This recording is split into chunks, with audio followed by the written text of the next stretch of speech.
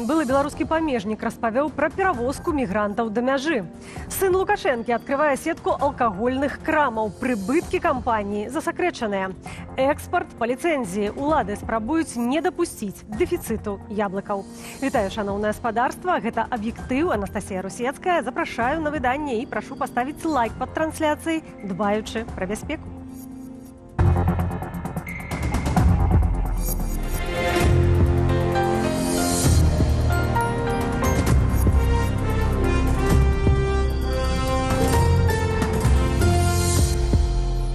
Скасавалі чарговы аўтобусны рэйс з Беларусі ў Літву.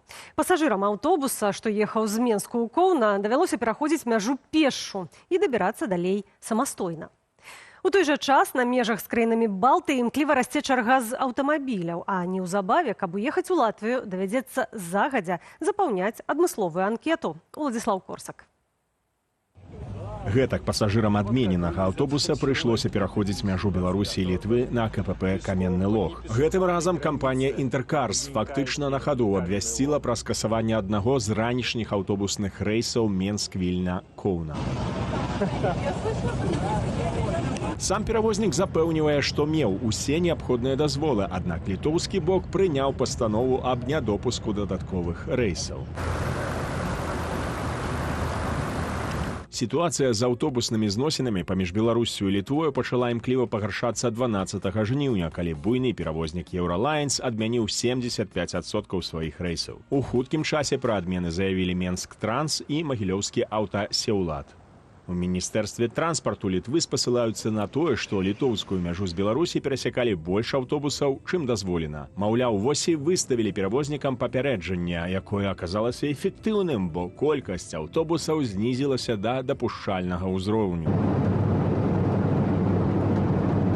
Спачатку некаторыя перавознікі называлі прычынай адмены рэйсаў літоўскія вучэнні «Аршус-Вілкас» 2025 каля беларускай мяжы. Аднак гэтыя вучэнні скончыліся 20 жніўня. Аўтобусы ж на свае маршруты пакуль не вярнуліся. Цяпер планаваць аўтобусную паездку з Беларусі ў Літву варта не пазней, чым за 1,5-2 тыдні. Напрыклад, у перавозніка «Экалайнс» найбліжэйшыя квіткі з Менску ў Вільню сёння былі даступныя ажно на 2 верасня. Разам з тым, сёння істотна павялічыліся чэргі з аўтаў на ўезд у Літву і Латвію. У пункце пропуску Грыгораўшчына сабралася 115 легкавікоў, на Беняконях і Каменным лозе 360 і 250 адпаведна. Усё больш людзей спрабуе трапіць у еўразвяз праз краіны Балтыі ў звязку з транспартным калапсам на беларуска-польскай мяжы, дзе выезду з Беларусі чакаюць тысячы аўтамабіляў. А ўжо з 1 верасня Латвія з мэтаю нацыянальнай бяспекі ўводзіць новыя правілы ўезду для грамадзянаў краінаў па-за еўрапейскім звязам. У тым ліку грамадзяне Беларусі не пазней, чым за 48 гадзінаў да запланаванай паездкі мусяць запоўніць адмысловую анкету і чакаць пацвярджэння ад латышскіх службаў. Уладзіслаў Корсак, Белсат. З'явіліся чарговыя сведчанні, што міграцыйны крызіс на мяжы Беларусі ў развяз мог быць арганізаваны Лукашэнкам пры дапамозе памежных службаў.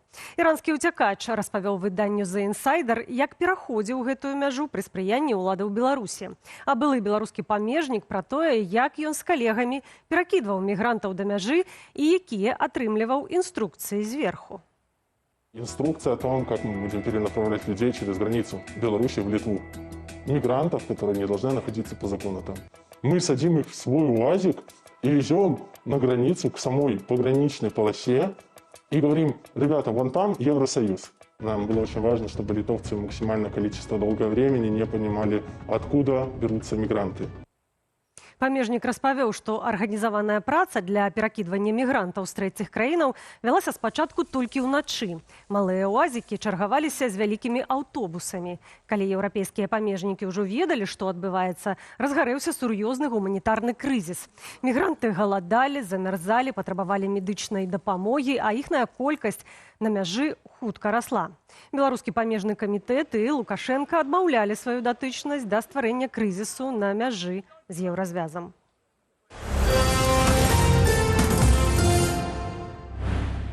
Сціплы праз замаразкі ўраджай яблыкаў падштурхнуў улады да прыняцця мераў, каб не дапусціць яблыневага дэфіцыту. З 1 верасня і, прынамсі, да сакавіка наступнага года вывозіць сакавітыя плады ў іншыя краіны можна будзе толькі з ліцэнзіяй. Абмежаванне прадугледжаная пастанова, якую падпісаў прэм'ер-міністр Аляксандр Турчын. Падрабязней у матэрыяле Ірыны Юр'евай. Абмежаванне на экспарт яблыкаў пачне дзеяць больш чым праз тыдзень. Дазвол на вываз садавіны трэба будзе атрымліваць незалежна ад краіны яе паходжання. Выдаваць жа ліцэнзіі будзе Міністэрства антыманапольнага рэгулявання і гандлю. У прэс-службе ўраду патлумачылі, гэткая захада прынятая дзеля забеспячэння яблыкамі ўнутранага рынку ў міжсезонны перыяд. Некаторыя інтэрнэт-карыстальнікі скептычна ацэньваюць такія вымаганні ўладаў. Наконт бульбы ўжо назабараняліся. У выніку сёлета напрыканцы вясны адбыўся жорсткі бульбяны крызіс, з-за чаго бульбу везлі ажно з Польшчы. Наўрад ці і яблыкі стануць выключэннем. Былы аграном Зміцер Лупач бачыць у гэткім абмежаванні на экспарт яблыкаў іншую праблему.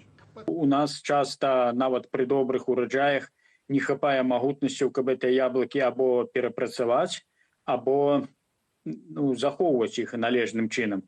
І нягледзячы там, што Лукашенко казаў, што трэба будаваць гэтыя сховішчы, вядома, што іх так хутка і не пабудуеш, трэба на гэта грошы. Тыя ж яблыкі, якія ўжо цяпер прапаноўваюць у беларускіх крамах, абураюць пакупнікоў сваімі цэнамі. У гандлёвай сетцы Грын кошт стартуе ад 8 рублёў. Што праўда, усе яблыкі імпартныя. 10,68, 10,88. Вот это да. 11,49 яблочки зеленые, но это же старый урожай. Можна толькі спадзявацца, што калі на паліцах крамаў з'явяцца беларускія яблыкі, іх кошты будуць ніжэйшымі. Цяпер Белкаапсаюз працягвае закупляць у тым ліку гэтую садавіну ў насельніцтва. За таварныя яблыкі прапаноўваюць ад 3 до 3,5 рублёў за кілаграм, а вось за плады для прамысловага перапрацоўвання даюць у 10 разоў менш. К сожалению, урожайность в текущем году из-за погодных условий она значительно ниже, но мы в любом случае планируем организовать закупку на высоком уровне, даже не планируем, а обязуемся организовать закупку на высоком уровне, обеспечить закуп всех излишков яблока, образующегося в частном секторе, в садовых товариществах, на дачных участках. На міжсезонны перыяд, удакладніла прадстаўніца Белкаапсаюзу, яны плануюць закупіць і пасля прадаць праз гандлёвыя аб'екты больш за 3,5 тысячы тоннаў яблыкаў позніх сартоў. Ірына Юр'ева, Белсат. 5 гадоў таму пасярод пратэстаў у лесе пад Менскам знайшлі павешаным 28-гадовага пратэстоўца, маладзечанца Мікіту Крыўцова. Версія следства самагубства не была пераканаўчаю. На целе мужчыны былі сляды гвалту, якія не трапілі ў заключэнне падпарадкаваных пракуратуры судмедэкспертаў. Нават бабуля гэтага Мікіты казала, што пройдзе час, і мы ўсё даведаемся. Але тыя крывападцёкі, тое, што зрабілі з целам, гэта было відавочна, бабуля глядзела. І яна казала, што з майго внука зрабілі кавалак адбітага мяса. На гэтых кадрах маладзечанец Мікіта Крыўцоў выходзіць да сілавікоў з бел-чырвона-белым сцягам. Неўзабаве 12 жніўня 2020-го мужчына знік. Праз 10 дзён у лесапаласе пад Менскам знайшлі ягонае цела. Следчы камітэт заявіў, што Крыўцоў задушыўся, а на ягоным целе няма слядоў крымінальнага характару. Крымінальная справа СК не распачынаў. Сваякі і сябры маладзечанца падкрэслівалі, што напярэдадні смерці Мікіту затрымлівалі і збівалі сілавікі. На той момант гэта была ўжо 6-я смерць на фоне пратэстаў. Алексей Лявончык пракаментаваў словы Сергея Ціханаўскага пра існаванне відэазапісу з удзелам зніклай экс-спікеркі Каардынацыйнай рады Анжэлікі Мельнікавай на волі. Паводле кіраўніка ініцыятывы «Байхэлп» яму сапраўды дасылаюць такія відэа. Але ўсе яны альбо фэйкі, альбо 3-секундныя відэа, якія немагчыма верыфікаваць. На думку Лявончыка, аўтары такіх відэа павінны прыкласці намаганні, каб даказаць іх сапраўднасць ці даць дастаткова фактуры для правярання. Пакуль ніхто з тых, хто нешта дасылаў, гэтага не зрабіў, азначае актывіст. Спікерка Координацыйнай рады Анжеліка Мельнікова перастала выходзіць на сувязь у сакавіку. Праз нейкі час выйшлі журналісцкія расследаванні пра ейныя паездкі на Шры-Ланку і ў Дубай, а таксама пра сувязь з супрацоўнікам выведкі Алексеем Лабеевым. У красавіку Алексей Лявончык абвесціў збор на ўзнагароду за дакладную інфармацыю пра лёс зніклай. На дадзены момант сума ўзнагароджання складае 10 000 еўраў. Прадстаўнікі Координацыйнай рады дагэтуль не ведаюць пра лёс Анжелікі Мельнікавай.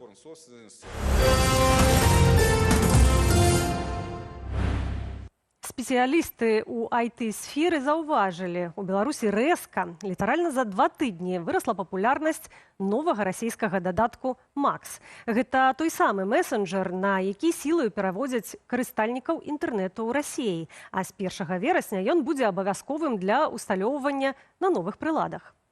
Ці пачалася экспансія расійскай праграмы ў Беларусі і ў чым месенджер пагражае нашым суайчыннікам, разбіраўся Антон Бяздольны. Расійскі дзяржаўны месенджер «Макс» апошнімі тыднямі знянацку выйшаў на першае месца сярод бясплатных мабільных праграмаў у App Store і Google Play. Гэта першым заўважыў беларускі ACO-спецыяліст Артём Ткачук. Максу пачалі актыўна выпраўляць рэйтынг імхо-боты. Яшчэ 12-го Android меў 2,9, сёння ўжо 4,2. За апошнія 7 дзён iOS-апка атрымала 1000 новых рэйтынгаў. Што робіцца? Згодна з аналітычнымі рэсурсамі, у канцы ліпеня «Макс» зрабіўся самым папулярным у катэгорыі зносіны, а ў жніўні агулам выйшаў на першае месца сярод усіх мабільных праграмаў на ўсіх тыпах смартфонаў. Пры гэтым гаворка не ідзе пра масавыя спампоўванні, а толькі пра рост яго папулярнасці. То, что приложение вышло в топы Google Play и App Store, оно просто говорит о том, что оно скачано большим количеством людей, чем все остальные приложения. И даже если мы посмотрим на другие приложения, то это приложение Альфа-банка. То есть, и понятное дело, что мы говорим не о миллионах скачиваний, а, возможно, тысячах или десятках тысяч. «Макс» – прадукт расійскай кампаніі ВК, што аб'ядноўвае шэраг сервісаў, тым ліку соцсеткі ВКонтакте і Аднакласнікі. Сёлета ў сакавіку ВК запусціла дадатак, які пазіцыянуюць як першы расійскі нацыянальны месенджер. «Макс» хочуць зрабіць адзінай экасістэмай з прыватнымі чатамі, групавымі званкамі, навінамі, плацяжамі, крамамі і нават доступам да дзяржаўных паслуг. Такое суперприложение, аналог китайского WeChat, которое просто создается не для того, чтобы защищать пользователей, а просто чтобы государству было удобно агрегировать как можно больше данных о россиянах.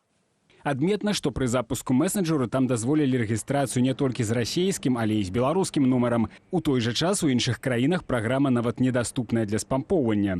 С точки зрения безопасности есть базовая угроза мессенджера Макс, потому что там не используется шифрование и юрисдикция российская. Это значит, что то, о чем вы говорите в мессенджере Макс, будет известно вашему собеседнику либо собеседнице и, соответственно, российским спецслужбам и, соответственно, белорусским спецслужбам. З пачатку лета на «Макс» пачалі актыўна пераводзіць не толькі расійскія дзяржаўныя медыі і праўладных блогераў, але і прымушаць пераносіць камунікацыю чыноўнікаў, школы і універсітэты. Інфармацыі пра ўкараненне расійскай платформы ў беларускія дзяржаўныя структуры пакуль не было. Летась улады Беларусі спрабавалі запусціць уласны месенджер Депеша.BY, які спачатку пазіцыянаваўся як платформа для камунікацый чыноўнікаў, але папулярнасцю ў аўдыторыі ён не займеў. Антон Бяздольны, Белсат.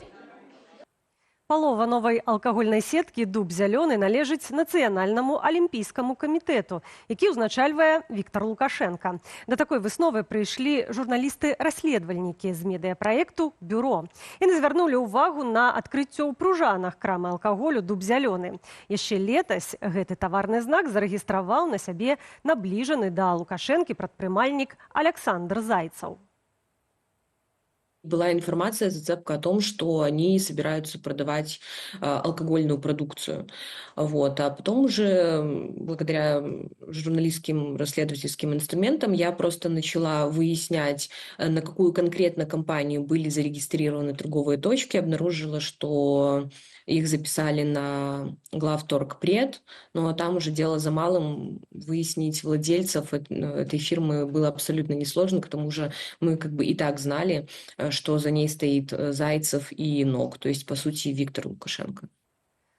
Акрамя дуба зялёнага, з 2021 года глаўгандаль ПРЭД валодае супермаркетам бязмытнага гандлю ў пункце пропуску Бераставіца-Баброўнікі на мяжы з Польшчаю. Раней былі выяўленыя сувязі Віктара Лукашэнкі з рыбнаю магнаткаю Людмілаю Няронскаю. Яна сяброўка сям'і Віктара і Ліліі Лукашэнкаў. У структурах Няронскай ужо шмат гадоў працуе зяць Віктара Лукашэнкі Дзмітрый Дятлаў. Прэзідэнтам жа Нацыянальнага алімпійскага камітэту Віктар Лукашенко зрабіўся ў 2021. Да гэтага арганізацыю ўзначальваў Александр Лукашенко.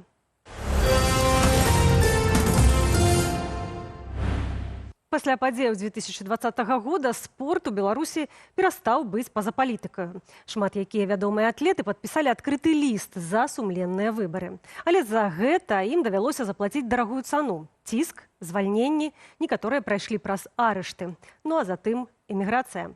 У выніку дзясяткі беларускіх спартоўцаў знайшлі новы дом у Польшчы. Тут яны не толькі працягваюць кар'еру, але ўжо абараняюць колеры польскай зборнай на міжнародных турнірах. Беларуская скакуння ў вышыню Марыя Жодзік летась афіцыйна зрабілася грамадзянкаю Польшчы. Нарадзінка Барановіча летась на чэмпіянаце Польшчы паставіла асабісты рэкорд 1 метр 97 сантыметраў. Гэта быў найлепшы вынік сезону ў краіне і трэці ў свеце. Адабралася яна і на Алімпіяду ў Парыжы, але там не здолела трапіць у фінал. На нядаўнім этапе дыяментавай лігі, які адбыўся ў швейцарскай Лазане, Марыя выгуляла спаборніцтвы па скачках у вышыню, паказаўшы вынік 1 метр 91 сантыметр. 24-гадовая лучніца Карына Казлоўская, некалі зорка беларускай зборнай, сёлета ў лютым атрымала польскае грамадзянства і адразу ж перамагла на нацыянальным чэмпіянаце. Зараз яе чакаюць першынство Польшчы ў канцы жніўня і чэмпіянат свету, што пройдзе ў верасні ў паўднёвай Карэі. Але не ўсё ў ейнай новай кар'еры складвалася гладка. 2 гады таму Карына судзілася са сваім трэнерам, абвінаваціўшы яго ў дыскрымінацыі і ціску. У выніку Казлоўская на судовым працэсе перамагла. Падчас выступу за Беларусь Карына неаднаразова станавілася чэмпіёнкай краіны і нават заняла 4-е месца на алімпійскіх гульнях у Токіа ў складзе нацыянальнай каманды. Вершніца Вольга Сафронова пераехала ў Польшчу, калі яе не ўключылі ў склад алімпійскай зборнай Беларусі на Алімпіяду ў Токіа. Сафронова ўдзельнічае ў буйных еўрапейскіх стартах у конным спорце, і польскія медыі адзначаюць ейны высокі патэнцыял. Летась фіналістка чэмпіянату свету, чэмпіёнка Беларусі і віцэ-чэмпіёнка Польшчы ў коннай выездцы ўваходзіла ў пашыраны склад польскай нацыянальнай зборнай для ўдзелу ў Алімпіядзе ў Парыжы. Аднак у выніку Вольга на форум не трапіла, патлумачыўшы, што адмова была прадыктаваная трэнерскай інтуіцыяй. Гісторыя лёгкаатлеткі Крысціны Цімановскай прагрымела на ўвесь свет падчас Алімпіяды ў Токіа ў 2021 годзе. Тады беларускую бягунню сілаю спрабавалі вярнуць у Менск пасля ейнай крытыкі спартовых чыноўнікаў. Дзяўчына адмовілася сядаць на самалёт і папрасіла абарону ў міжнародных структураў. Цяпер Крысціна грамадзянка Польшчы. У 2023 годзе спартоўка дэбютавала за новую зборную на чэмпіянаце Еўропы, а таксама ўдзельнічала ў чэмпіянаце свету. На Алімпіядзе ў Парыжы Крысціна не выйшла ў паўфінал забегу на 200 метраў. Правалілася таксама і эстафета зборнай Польшчы. Летась спартоўка разжанілася з Арсенем Зданевічам, які з ейных словаў падмануў яе больш чым на $30 000. Некаторы час Цімановская з новым бойфрэндам жыла ў США. Павел Алейнікаў, Андрей Сульжыц, Белсат. І напрыканцы выдання сумная навіна. Памёр народны артыст Беларусі Яраслаў Еўдакімаў ва ўзросце 78 гадоў. Прычынаю сталася анкалагічнае захворванне, паведаміла жонка артыста. Блізкія падзякавалі ўсім, хто любіў творчасць артыста. Яраслаў Еўдакімаў нарадзенец Украіны, які звязаў сваю творчасць з Беларусю, стаўшы салістам Менскай філармоніі. У 80-е гады зрабіўся вядомым праз песні «Фантазёр», «Зачарованая моя», «За Дунаем», «Каліны куст» і «Майскі вальс». У 87-м атрымаў званне народнага артыста Беларусі, а ў 2006-м заслужанага артыста Расіі. У 2001 годзе Ярослаў Еўдакімаў выказваўся ў падтрыманні апазіцыі ў Беларусі, а ў 2017-м крытыкаваў расійскую агрэсію супраць Украіны. Еўдакімаў застанецца ў памяці як адзін з найбольш яскравых галасоў позняй савецкай і беларускай эстрады.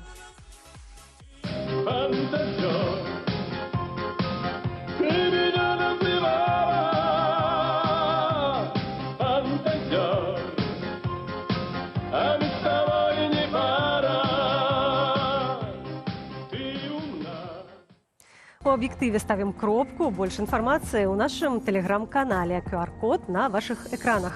У апісанні да гэтага відэа на Ютубе інструкцыя, як глядзець і чытаць Белсат бяспечна. Інфармацыйны вечар працягне праграма онлайн і студыя Белсат, якую мы правядзём з Віталём Бабіным. Вітаю, сёння у нас разбор новага расійскага месенджера Макс, які зрабіў прарыў па спампаваннях сярод беларускіх карыстальнікаў, наколькі ён бяспечны і якую інфармацыю ён збірае, гэта важна. Таму застаньцеся з намі, а пакуль агляд публікацыяў ад нашых калег з інтэрнэт-рэдакцыі Белсат онлайн вашай увазе.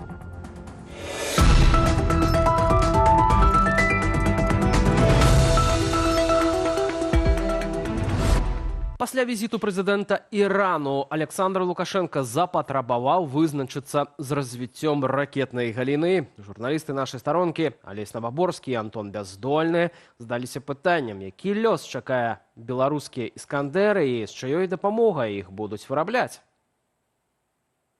Лукашенко падчас нарады, прысвечанай развіццю ракетабудавання, прызнаў, што ў Беларусі невялікі досвед у гэтай галіне і казаў пра супрацу з Расіяй ды Кітаем. Вайсковы аналітык Белсату, рэдактар праграмы «Прасвет» Зміцер Міцкевіч згадвае іншыя пражэкты рэжыму і мяркуе, што распрацоўванне беларускага «Іскандэра» чакае лёс беларускай вакцыны ад ковіду. Яе шмат анансавалі, доўга распрацоўвалі, але пакуль сабраліся наладжваць вытворчасць, штам віруса, на аснове якога рабілі вакцыну, стаў неактуальны. Краіны ж, на якія разлічвае Лукашенко, не спяшаюцца дзяліцца тэхналогіямі. Кітай і Расія не надта хочуць ствараць сабе канкурэнта на рынках трэціх краінаў. Не хочуць, каб Лукашенко прадаваў іхныя ракетныя комплексы, якія яны і самі могуць прадаваць, у тым ліку прадаваць самому Лукашенку. Блефам лічыць заявы Лукашэнкі пра ракетабудаванне і ўкраінскі спецыяліст у ракетна-ядравым узбраенні, былы працаўнік ракетнага канструктарскага бюро Александр Качаткоў. На ягоную думку, спадзевы Лукашэнкі на зборачную вытворчасць, прафінансаваную Расіяй, калі ў самой Расіі скончацца магутнасці. Цалкам думкі экспертаў чытайце на нашай старонцы.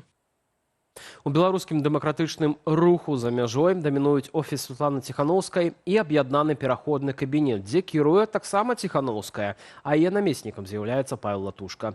Апазіцыя да іх ёсць, але не падобна, каб яна мела ўплыў. Чаму так атрымалася? Нашая старонка апублікавала трэцюю частку падборкі меркаванняў палітыкаў. Прадстаўнік руху «Вольная Беларусь» палітолог Павел Усаў мяркуе, што ад самага пачатку ўсе сілы і энергія былі сканцэнтраваныя вакол Ціханаўскай. Ніхто не займаўся тым, каб супрацьстаяць Ціханаўскай ці іншым дэмакратычным структурам, бо галоўная мэта была дамагчыся пераменаў. І першыя 2 гады пасля выбараў амаль не было крытыкі дзеянняў офісу Ціханаўскай. Палітычны аглядальнік Дмітрий Балкунец мяркуе, што другі цэнтр сілы не ўтварыўся таму, што ўсе грашовыя рэсурсы сканцэнтраваныя ў прыхільнікаў Ціханаўскай. Пра залежнасць ад офісу абранай прэзідэнткі кажа і чалец блоку «Салідарнасць» Георгій Дзмітрук. На ягоную думку, Белсат, Зеркала, Наша Ніва, Еўрарадыё і сотні блогераў залежныя і ствараюць віртуальную апазіцыйную рэальнасць. Сапраўдная ж апазіцыя, лічыць ён, застаецца ў Беларусі і працягвае сядзець у беларускіх турмах. Якое выйсце прапаноўваюць палітыкі з сённяшняй сітуацыі, чытайце ў артыкуле Алеся Новаборскага. Да тэмы адукацыі ў новым навучальным годзе набываюць моц змены, унесеныя раней у кодэкс аб адукацыі Беларусі. Школьнікаў чакае даволі шмат новаўвядзенняў. Галоўнае, да чаго трэба рыхтавацца вучням і іхным бацькам, сабрала на нашай старонцы Ганна Ганчар. Адна з асноўных навінак змененай школьнай праграмы – дадатковы урок фізкультуры. Зараз іх будзе 3 замест ранейшых 2 ува ўсіх класах. У 10-11 класах уводзіцца новы прадмет гісторыя Беларусі ў кантэксце сусветнай гісторыі, які заменіць два прадметы, што вывучаліся раней: гісторыя Беларусі і сусветная гісторыя. У вясковых і спецыялізаваных школах у выпускным класе навучаць кіраваць аўтамабілем. Для 10 класаў уводзяцца абавязковыя навучальна-палявыя зборы, якія будуць трываць 10 дзён. Раней такая практыка датычыла толькі вучняў ваенізаваных навучальных установаў. Цяпер яе пашырылі на ўсе агульнаадукацыйныя школы. Шмат пісалі ў медыях і пра новы факультатыў «Асновы кіравання квадракоптарам» з сімулятарамі і практыкаю. Пашыранае меркаванне, што з'яўленне такога факультатыву паўтарэнне расійскай ініцыятывы, дэманстрацыя Лукашэнкам падтрымання Пуціна і рыхтаванне да наступных крокаў, у тым ліку да ўцягвання Беларусі ў вайну. Аўтарка мэму «Я гуляю» і штогадовы сімвал беларускіх пратэстаў і супраціву Ніна Багінская. Днямі ў спадарні Ніны адабралі імянны падарунковы гадзіннік, не пакінуўшы жанчыне ніякай распіскі. Журналістка Любоў Лунёва ў аўтарскай калонцы на нашай старонцы згадвае гісторыю Багінскай, ды робіць выснову, што не ў кожнага выходзіць жыць пад плінтусам.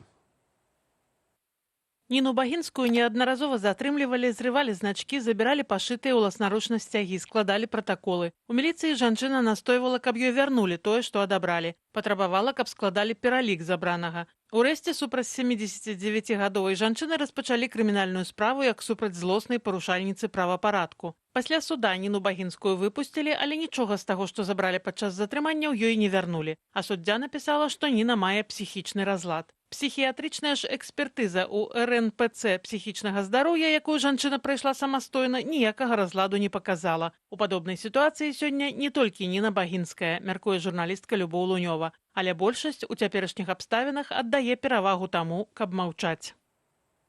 Хто насамрэч вінаваты ў сітуацыі на мяжы Беларусі з краінамі еўразвязу, маецца на ўвазе перадусім вялізныя чэргі з аўтаў і аўтобусаў. Калі злучэнні паміж Менскам і Вільняй зноў стануць рэгулярнымі і частымі, пра гэта ды не толькі ў студыі Белсат, куды спадарства запрашае ўжо цяпер.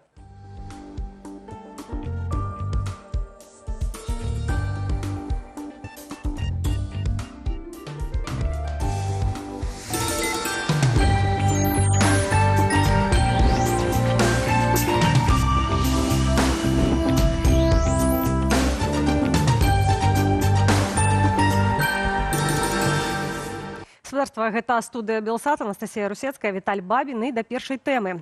У Беларусі нечакана ў лідарах мабільных праграмаў аказаўся расійскі месенджер Макс ад кампаніі ВК. Менавіта ён з 1 верасня будзе абавязкова усталёўвацца на ўсе гэджэты, якія прадаюцца ў Расіі, і павінен замяніць у гэтай краіне Telegram і WhatsApp. Але што адбываецца ў Беларусі? Наш наступны сюжэт.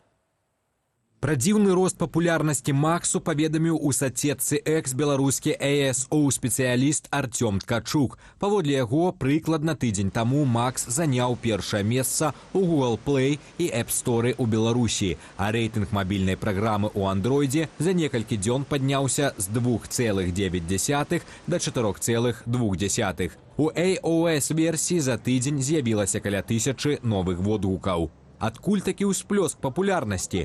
Падобна на тое, што крамы аплікацыяў адсочваюць краіну карыстальніка паводле наладаў акаунту, а не геалакацыі. Таму лічбы для Беларусі могуць даваць і беларусы, якія жывуць і працуюць у Расіі, усталёўваюць Макс пасля абмежаванняў на званкі ў Тэлеграме і ў WhatsApp. Ёсць яшчэ адна версія. Блогеры знайшлі ў сеціве прапановы пакінуць водгук на Макс за амаль 16 расійскіх рублёў. Гэта можа тлумачыць рэзкі рост пазіцыяў у рэйтынгах. Фронт-энд частку месенджер моцна нагадвае Telegram. Можна пісаць паведамленні, тэлефанаваць, дасылаць стыкеры і весці каналы. Пры гэтым у Максе ўжо актыўна прысутнічаюць расійскія прапагандысцкія медыі. Ад ТАСС і Russia Today да аргументаў і фактаў і НТВ. Дагэтуль нічога не вядома пра бяспеку гэтага месенджеру. Ці зробіцца Макс сапраўдным канкурэнтам Тэлеграму ў Беларусі? Пакуль адкрытае пытанне, але яго імклівы ўздым на вяршыню рэйтынгаў выглядае як мінімум падазрона. Гаспадарства, ў нашым сённяшнім апытанні мы звярнуліся да вас з такім пытаннем. Ці карыстаецеся вы месенджерам Макс? Натуральна, ёсць тры варыянты адказу. Гэта так, карыстаюся, не карыстаюся. І трэці, калі вы увогуле не ведаеце, што гэта за месенджер, то так мы і паставілі пытанне. А што гэта за месенджер? Калі ласка, прымайце ўдзел у нашым галасаванні. Да вынікаў галасавання звернемся крыху пазней. Таксама каментуйце, чаму вы карыстаецеся гэтым месенджерам, альбо калі не карыстаецеся, па якіх прычынах вы гэта робіце. Калі ласка, пішыце, каментуйце нашу трансляцыю. Гэта у тым ліку дапамагае распаўсюджваць наша відэа. Ўжо зараз гэтую тэму абмяркуем з нашым наступным госцем. Майк Ананін, спецыяліст у лічбавым кіраванні і эканоміцы. Заснавальнік праекту Мэта Беларусі Vera Global. З намі на відэасувязі. Майк, вітаем вас. Добрый вечер. Дзякуй, што далучыліся да нашага эфіру. Прывітанне. Добрый вечер. Ну, а як вы лічыце, ці сапраўды гэты месенджер стаў папулярны сярод беларускіх карыстальнікаў, ці ўсё ж такі гэта проста статыстыка ягонага пампавання на прылады мабільныя? Ну, перш за ўсё, гэты месенджер быў зроблены, каб мець мажлівасць сачыць за карыстальнікамі, браць інфармацыю IP-адресоў і другіх дадаткаў, усталяваных на тэлефоне і так далей. Калі мы памятаем сітуацыю ў Беларусі з судамі над людзьмі, якія каментавалі або сядзелі ў экстрэмісцкіх групах, то для гэтага трэба было захапіць тэлефон і зламаць яго ў міліцыі. Але цяпер Макс Месенджер адпраўляе гэтыя даныя адразу ў дзяржаўныя структуры, і таму не трэба мець фізычнага кантакту з чалавекам і з яго тэлефонам. І гэта дае таксама пазваляе нам убачыць яшчэ одну сторону, чаму расце гэты рэйтынг. У Беларусі вельмі шмат АМОНаў, міліцыянтаў і вайскоўцаў, і гэтыя людзі вымушаны усталяваць гэты месенджер у себе на телефоны, і таму гэта таксама гаворыць о ўзроўні усталяванняў у рэйтынгах. Таксама вот вы кажаце, што на рэйтынгі можа паўплываць тое, што усталёўваюць яго па загадзе сілавікі, а я вось звярнуся да вынікаў нашага галасавання. Карыстаюцца месенджерам Макс сярод тых, хто ўзяў удзел у нашым галасаванні, усяго толькі 3%. 70% адказвае, што не карыстаюцца, і 27% увогуле не ведаюць, што гэта за месенджер. І мне падаецца, што тут варта ўсё ж такі разабрацца, што гэта за месенджер. Ну, гэта Telegram, які поўнасцю празрачны, празрысты для ўлады. Гэта ўсё. У гэтага месенджера няма другіх якіх каштоўнасцяў, няма тэхналагічных інавацый.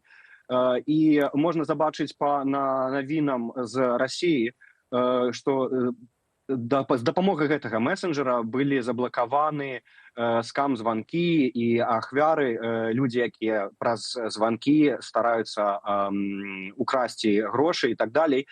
Таму гэта гаворыць о тым, што гэты месенджер абсалютна празрысты для ўлады.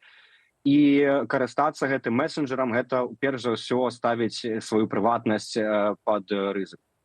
Прыкладна такое ж меркаванне у нас ёсць ад Мікалая Квантыліані, эксперта ў лічбавай бяспекі. Давайте яго паслухаем таксама і вернемся, працягнем нашу размову. С точки зрения безопасности есть базовая угроза мессенджера Макс, потому что там не используется шифрование и юрисдикция российская. Это значит, что то, о чем вы говорите в мессенджере Макс, будет известно вашему собеседнику либо собеседнице и, соответственно, российским спецслужбам и, соответственно, белорусским спецслужбам. Соответственно, это хороший инструмент массовой слежки и мониторинга вообще коммуникации пользователей. Пока на данный момент нет необходимости технической блокировать те или иные мессенджеры. Даже с точки зрения, если мы посмотрим на белорусскую ситуацию и репрессии в Беларуси, для белорусского режима Telegram самый удобный мессенджер с точки зрения репрессий, потому что можно с легкостью идентифицировать пользователей, найти экстремистские чат-боты в поиске, подписки и так далее. Ці ёсць верагоднасць таго, спадар Майк, што калі чалавек будзе ўсё ж такі камунікаваць праз іншыя месенджеры, напрыклад, праз Telegram, праз WhatsApp, і адначасова на тэлефоне альбо на планшеце будзе усталяваны Макс, ён таксама будзе гэтую інфармацыю збіраць і перадаваць спецслужбам. Як гэта выглядае? Ну, у Тэлеграме ёсць магчымасць уключыць шыфраванне, каб ніхто, акрамя сабеседнікаў, не мог узнаць інфармацыю о гэтай размове. Таму такую інфармацыю Макс не зможа перадаць. Але Макс можа перадаць час, калі карыстаюцца Telegram-аплікацыя альбо другой аплікацыяй. Можа перадаць інтэнсіўнасць карыстання гэтай аплікацыі, колькі дадзеных было перададзена і так далей. То значыць, гэта можа даць рызыку тым людзям, якія актыўна карыстаюцца Телеграмам альбо WhatsAppам, альбо другімі аплікацыямі, таму што на них будзе вісець якийсь там кантроль, не кантроль, а хіба будзе вісець такая пагроза уключэння ў спіскі людзей, якіх правяраюць і так далей. Калі ўсё ж такі нейкіх небяспечных размоў не праводзіць праз гэтую прыладу альбо нейкія кшталту перапіскі рабіць, ўсё ж такі вядома, што Макс збірае тыя ці іншыя дадзеныя. Гэта кантакты тэлефону, гэта фотаздымкі, гэта доступ да мікрафону, да геалакацыі. Гэта інфармацыя таксама можа быць перададзеная ў нейкія небяспечныя спецыяльныя службы дзяржаўныя? Так, таксама. Уся інфармацыя, якую збірае гэты месенджер, яна перадаецца адразу. І гэта інфармацыя, яна дастаткова шырокая. Калі інсталюецца гэты месенджер Макс, то можна забачыць, якія разрешэнні ён выдае на сачэнне за данымі. І ў гэтых даных вельмі дужа. Яны збіраюць усё, што могуць. Але вядома таксама, што ў Расіі будзе гэтая прылада перадусталяваная, гэты дадатак, і будуць прадаваць адпаведна смартфоны, у якіх ад пачатку ўжо ёсць Макс. Ці калі мы ўлічваем, што гэта мытны саюз, ці можам сказаць, што беларусам таксама будуць даступныя тэлефоны толькі ўжо з усталяваным Максам? Конечно.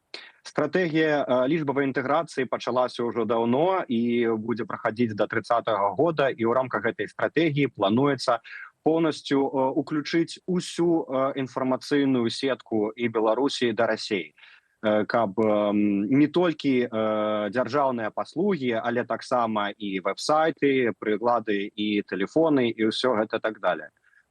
Таму можна чакаць, што ў Беларусі будуць таксама завазіцца дэвайсы, тэлефоны, планшеты з праінсталяваным Максам, і таксама у ўсіх працаўнікоў дзяржаўных інстытуцый, арганізацый таксама будуць вымушаць усталяваць гэтае прылажэнне ў сябе на телефон.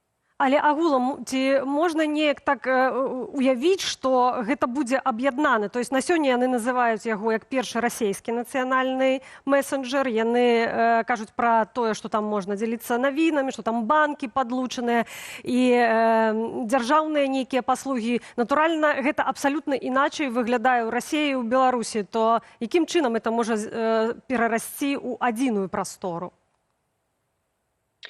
Ну, выглядае яно па-разнаму, гэта так, але насамрэч унутры тэхналагічна гэта ўсё ідзе праз адны і тыя ж сервера, праз адны і тыя ж камп'ютары, якія кантралююцца Расіяй. Усе гэтыя дадзеныя апрацоўваюцца ў Расіі, і таму ўжо лічбавая аснова заложана гэтай інтэграцыі. І гэта інтэграцыя пачалася даўно, і зараз ідзе наступны крок, каб інтэграваць яшчэ і патрабіцельскія аплікацыі, патрабіцельскія рашэння ў гэтую сетку, не толькі дзяржаўныя каналы. Ці можна будзе выдаліць гэтую прыладу, якая ўсталяваная па змоўчванні на тэлефоне альбо планшеце? Так, можна будет выдаліць, але для гэтага патрабуюцца тэхнічныя навыкі, бо калі такія аплікацыі прыўсталяваныя на тэлефоне, яны маюць параметры, каб заставацца ў гэтым тэлефоне нават пры выдаленні. Але пры мажлівасці анлоку, это такая спецыяльная функцыя, якая пазваляе усталяваць другое апраграмаванне на телефон, можна будзе выдаліць і поўнасцю гэты Макс і не мець ніякіх рызыкаў бяспекі. Каб не мець рызыкаў бяспецы, якімі варта карыстацца праграмамі, у прыватнасці для кантактаў? Telegram застаецца прыватным месенджерам, хаця сітуацыя з Паўлам Дуравым у Францыі паказала, што нават еўрапейскія спецслужбы таксама заінтарэсованы, каб сачыць за сваімі грамадзянамі. Ёсць яшчэ сігнал, ёсць другія месенджеры, не такія папулярныя, якія пазваляюць усталяваць шыфраванне паміж людзьмі, якія званяць другу, пішуць сообщения. І такія аплікацыі, яны умяншаюць рызыку. Майк, дзякуй вялікі за вашыя парады і, канешне ж, за гэтую размову. Гаспадарству нагадаю, што Майк Ананін, спецыяліст у лічбавым кіраванні і эканоміцы, заснавальнік праекту «Мэта Беларусі» і «Вера Глобал», быў з намі на відэасувязі. Да яшчэ адной тэмы, якую мы анансавалі ў пачатку студыі «Белсат», працягваюць скарачаць аўтобусныя рэйсы з Беларусі ў Літву, і напярэдадні пасажырам аднаго з такіх рэйсаў Менск-Вільня давялося пераходзіць мяжу пешшу. Падрабязнасці ўжо цяпер вашай увазе. Гэтак пасажырам адмененага аўтобуса прыйшлося пераходзіць мяжу Беларусі і Літвы на КПП «Каменны Лог». Гэтым разам кампанія «Інтэркарс» фактычна на хаду абвясціла пра скасаванне аднаго з ранішніх аўтобусных рэйсаў Менск-Вільня-Коўна. Праблемы пачаліся яшчэ 12 жніўня, калі кампанія «Еўралайнс Літуэйнія» скасавала большую частку сваіх маршрутаў паміж Беларусю і Літвой. Пазней пра змены абвясціў і Менск-Транс. Цяпер да іх далучылася кампанія «Інтэркарс». У Міністэрстве транспарту Літвы спасылаюцца на тое, што літоўскую мяжу з Беларусі перасекала больш аўтобусаў, чым дазволена. Маўляў, вось і выставілі перавознікам папярэджанне, якое аказалася эфектыўным, бо колькасць аўтобусаў знізілася да дапушчальнага ўзроўню. Пры гэтым чэргі на мяжы растуць. Сотні аўтамабіляў стаяць у Беняконях і Каменным Лозе. А ўжо з 1 верасня Латвія уводзіць новыя правілы ўезду для грамадзянаў трэціх краінаў, у тым ліку беларусаў. Не пазней, чым за 48 гадзінаў да паездкі трэба будзе запоўніць адмысловую анкету на сайце ITA.gov.lv і атрымаць ад латышскіх службаў дазвол на ўезд ці адмову. У адмысловых тэлеграм-чатах раяць планаваць паездку загадзя, браць квіткі мінімум за тыдзень-два і абавязкова сачыць за сітуацыяй на мяжы ў рэальным часе. І ўжо цяпер з намі на сувязі Вадзім Кабанчук, прадстаўнік аб'яднанага пераходнага кабінету па абароне і нацыянальнай бяспецы. Добрый вечар, спадар Вадзім. Вітаю вас. Добрый вечар. Спадар Вадзім, ваше меркаванне, чаму утварылася такая сітуацыя, якая ўжо цягнецца некалькі дзён і пакуль што не бачна ніякага прасвету?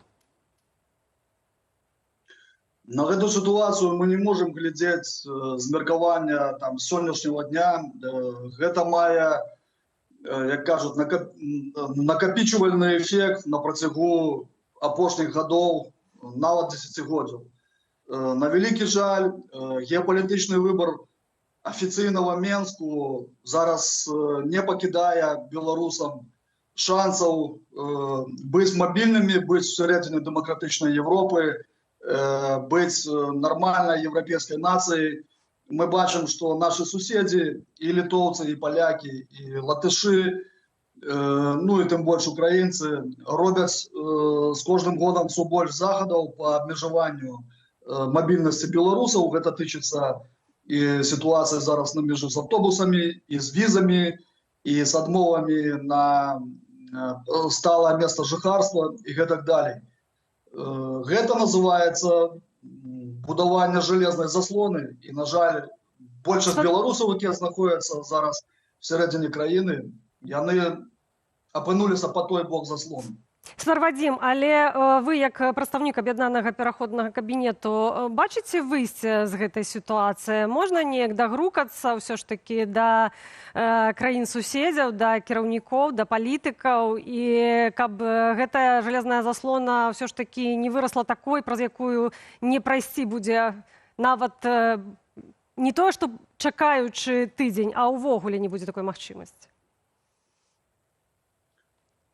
Цалкам верагодна, што так і будзе з часам, тому што калі мы паглядзім прагнозы вайсковых аналітыкаў, все перадбачаюць пашырэнне канфлікта на ўвесь рэгіён. І я думаю, што з бяспекавай кропкі гледжання да гэтага і рыхтуюцца нашы суседзі. На ваше пытанне, ці магчыма змена гэтай сітуацыі, так, она магчыма, і гэта сітуацыя можа змяніцца са зменай режима в Беларуси, со сменой нашего геополитического выбора, нашего курса развития краины. Але тут я не могу сказать, что эту ситуацию, мы можем изменить праз тыдзень ці праз месяц. Мне уявляется такі вариант маловерагодным на сегодняшний день. Ну, але цярпяць простыя беларусы. І, дарэчы, мы сёння спрабавалі запрасіць у наш эфір літоўскіх экспертаў, самых розных, і палітыкаў, і палітолагаў, і аглядальнікаў палітычных.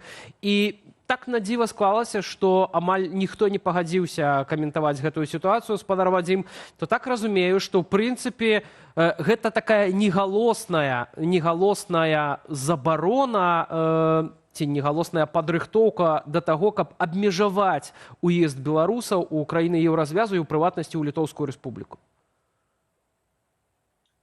Зразумела, што в таких навінах і в таких падзеях мала пазітыву. І з чым, вот вы кажете, гости адмовіліся прийти, ну, они бы фактично пришли в позиции оправдальников, так? Их бы обвинувачивали, они вымушали шукать, подбирать некие выразы и правильные слова.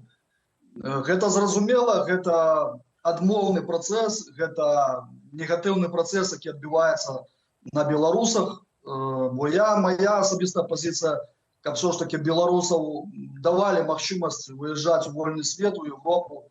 Тым больш мы ведаем, шмат людзей маюць зараз сем'і, сваякоў па розныя бакі вот гэтай новай жалезнай заслоны, якая будуецца.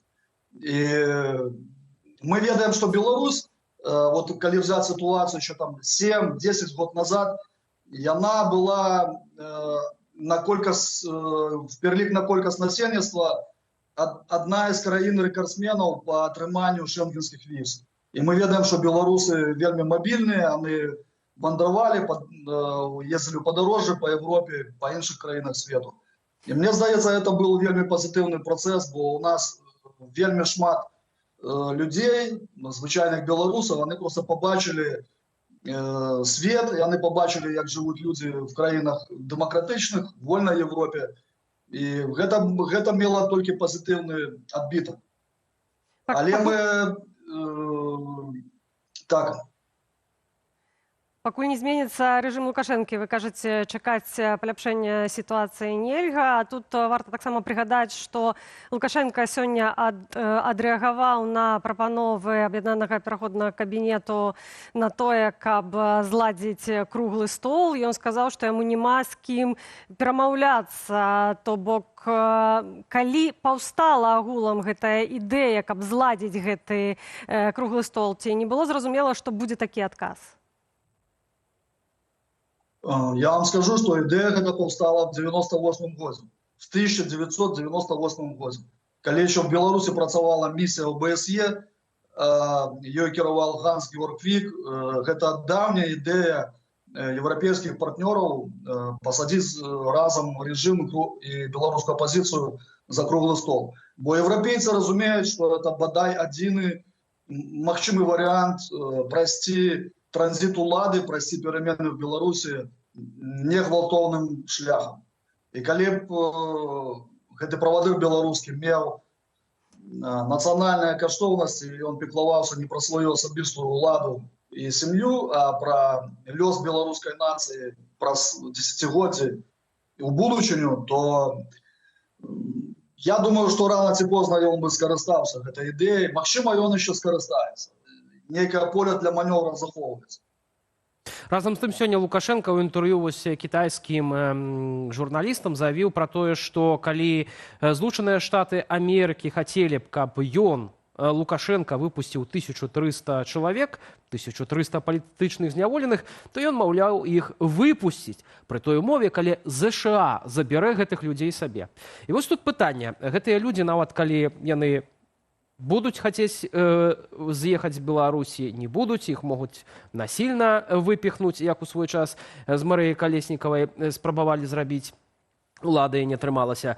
Ці можа тут наступіць такі таксама гуманітарны крызіс, бо зараз такая сітуацыя на мяжы. Бачым, што Літоўская рэспубліка і Польша пакуль што не спяшаецца масава прапускаць беларусаў на сваю тэрыторыю. Як гэта можа ўсё выглядаць? І калі ўж Лукашенко пра гэта загаварыў, напэўна ж, штосьці рыхтуецца. Спадар Вадзім, ваш прагноз? Я мяркую, што ён будзе імкнуцца фактычна дэпартаваць частку палітвязняў. Магчыма, не ўсіх, магчыма тых, каго яны палічаць асабліва небяспечнымі. Мой прагноз такі, што ён як такі спраўны вучань таварыша Сталіна і іншых адыозных дыктатараў, якія кіравалі сваімі краінамі, ён же таксама бачыў, як перасялялись ці дэпартавалі цэлыя народы, так? Ці там вызначалі з ворагамі народа цэлыя там клясы, якія там не траплялі в эту пролетарскую ідэалогію. В прынцыпе, яны зараз разумеюць, што палітычна абазнаныя людзі, якія прайшлі зараз фактычна концтабары лукашэнкаўскага рэжыму, яны з'яўляюцца в яго вачах небяспечным дэстабілізацыйным элементам всередине краіны. Таму, я думаю, ён будзе як дэпартаваць. Прынаймні намагацца гэта зрабіць. Многія людзі ўжо пачынаюць абнадзёжваць сябе. Нейкая надзея з'яўляецца на тое, што калі ўсё ж такі гэтыя палітвязні выйдуць, то пачнецца адкат, што рэпрэсіі могуць часткова спыніцца. Людзі з-за мяжы могуць вярнуцца ў Беларусь. Ці варта спадзявацца на такі сцэнар, спадар Вадзім? Я б хацеў спадзявацца на такі сцэнар, але пакуль у мяне няма такіх ілюзій, якія бы сказалі, што гэта сцэнар магчымы. Таму што калі нават в перамовах паміж Трампам узнікла гэта ідэя па выпуску людзей, гаворка ж не ідзе пра спыненне рэпрэсій. Фактычна Лукашенко можа выпусціць людзей ці частку людзей, а іх месца запоўніць в тюрмах новымі. Яны зробяць проста ратацыю в тюрмах.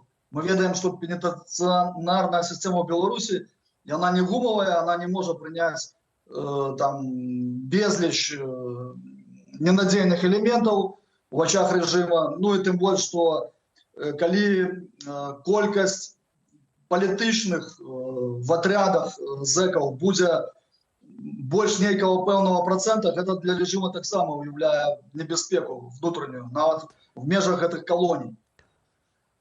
И я думаю, что фактор спынення рэпрэсій, он таксама звязаны фактычна з выбором, геапалітычным выбором. За Лукашенко стоит Путин.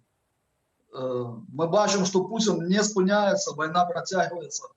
Гэтыя рэпрэсіі таксама звязаны з тым, што Путину патрэбна лояльная тэрыторыя, якую можна выкарыстаць, калі што, як плацдарм для праецыравання сілы на весь рэгіён. І фактычна яны разам рукамі Лукашэнкі праводзяць тут зачыстку аперацыйнага раёна нелояльных элементаў. Спадар Вадзім, а яшчэ калі коротка, як думаеце, Лукашенко наважыцца выпусціць палітзняволеных перад пачаткам вучэнняў Захад-2025? Ці ўсё ж такі пасля толькі іх? Мне цяжка сказаць. Я вам скажу, што калі вы звязваеце гэта фактор, што он неяк можа ўплываць на самі вучэнні, то не. Гэта, як мы бачым па людзях, которые выходзяць з тюрем лукашынскіх, гэта фізічна, часто і в моральном плане надломленыя людзі, которым трэба восстанавливаться. Тут я бы не звязвал гэтыя два фактора. Спекуляваць, калі он можа іх выпусціць, да он можа іх выпусціць праз гадзіну. Тут все залежыць, напэўна, тут ад Трампа і ад іх дамоўленасці.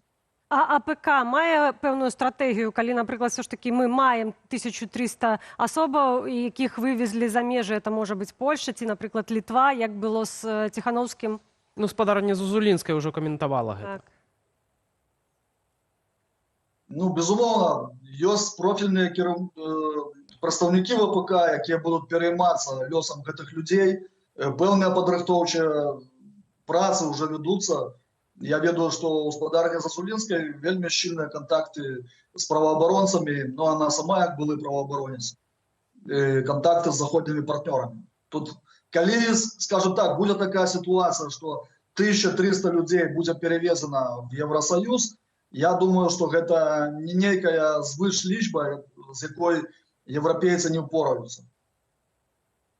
Вельмі спадзяемся на гэта і мы, але, канешне ж, людзі маюць самі вырашаць, дзе ім заставацца ў сваёй роднай краіне. Ці з'язджаць. Вам вялікі дзякуй за тое, што далучыліся да нашага эфіру. Вадзім Кабанчук, спадарства, прадстаўнік аб'яднанага пераходнага кабінету па абароне і нацыянальнай бяспецы быў у нашым эфіры. Ну і гарадзенскі Нёман у першым матчы плэй-офф Лігі канфедэрацыяў мінімальна саступіў іспанскаму Рая Вальекана 0-1, хоць гэта была хатняя гульня, праз санкцыі УЕФА праводзіць яе давялося ў угорскім Сегедзе замест горадні. Але для заўзятараў разгарнулі фан-зону. 1500 людзей глядзелі матч на вялікім экране.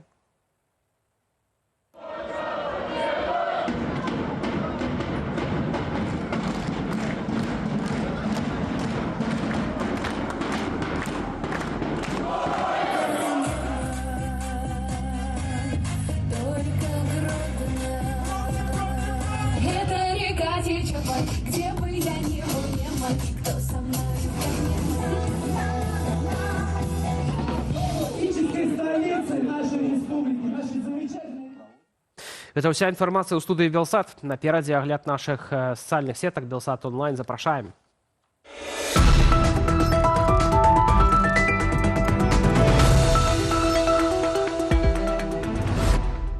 Першым з'есці яблык нашыя продкі чакалі яблычнага спасу. Лічылася, парушыш традыцыю, нашкодзіш душы.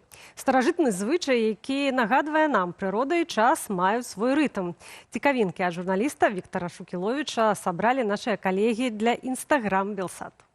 Шаноўныя сябры, у нас яблычны спас ужо на носе. А вы ведалі, чаму перад яблычным спасам не дазвалялася есці яблыкі? А ўсё таму, што ў народзе існавала такое павер'е. На небе, на спас, Бог ці Божая маці будуць раздаваць яблычкі. Але яны не дадуць іх таму, чые родзічы на зямлі іх ужо паспыталі перад спасам, не ў пару. Таму дачакаймася спаса і паласуемся свежымі яблычкамі. Чаму Макс Корж збірае такія вялікія стадыёны? Псіхалагіня Лілія Хедзіна ў эфіры праграмы «Раніца з Белсатам» падзялілася думкаю, што гэта звязана з пошукам уласнай ідэнтычнасці ды нават пачуццём бяспекі у фанатаў-выканаўцы. Якім чынам? Глядзіце проста зараз у відэа, што падрыхтавалі нашыя калегі з тэлеграм-каналу Белсату. Эстэтыка і культура Каржа, яна таксама дзесьці з двароў, з вуліц, такое, мабыць, як 90-е. Што адбываецца з падлеткамі, калі яны трапляюць такі натоўпы, чаму яны аб'ядноўваюцца? Таму што гэта узрост, у якім ствараецца наша самаідэнтычнасць, і вось гэтае яно ператвараецца ў мы. Я вакол сваіх, я адчуваю сябе бяспечна, гэта нягледзячы на тое, што яны могуць быць небяспечнымі для іншых, але я адчуваю сябе бяспечна сярод іх.